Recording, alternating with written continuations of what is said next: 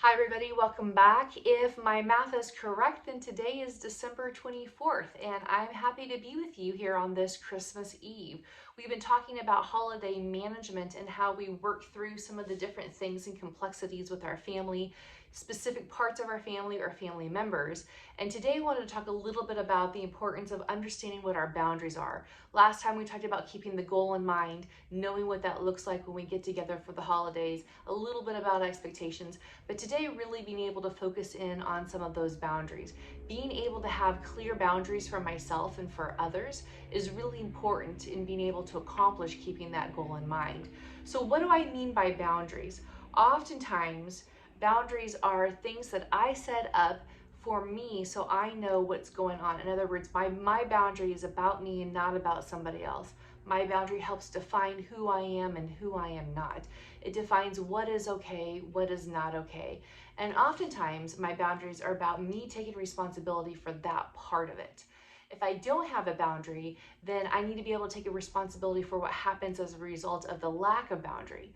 Being able to set that boundary up allows me to take responsibility knowing that when I leave, I'm not only maintaining that goal in mind for myself, but also for my spouse, my partner, for my children, and what that looks like. One of the ways that we can do that is to clearly communicate about what is okay. Last time we talked about expectations and being able to know that maybe I need to set up an exit strategy where we're there for an hour and I give my spouse or my partner a signal or a cue to say, you know what, I'm done, or the kids are done and it's time for us to take off. Being able to have that ahead of time and communicating that clearly allows us to maintain that when we're in that situation.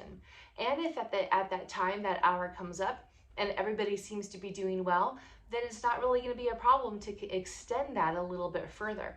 But having that clear communication and being able to work through that ahead of time allows you to maintain that in the moment and to be able to continue to move forward in a positive way. One of the things we can do when we have that clear communication is to remember to take a break when we need it. Sometimes, let's just say the boundaries for an hour and we're going to go over and we're going to hang out with this side of the family for an hour, and then after that we're going to leave. But 30 minutes into that, something happens, somebody starts a conversation that either you're not comfortable with or is not appropriate, and you're like, man, I don't know if I can make it for an hour. Sometimes when that happens, what we really need is a break. So we excuse ourselves, we go for a walk, we use the restroom.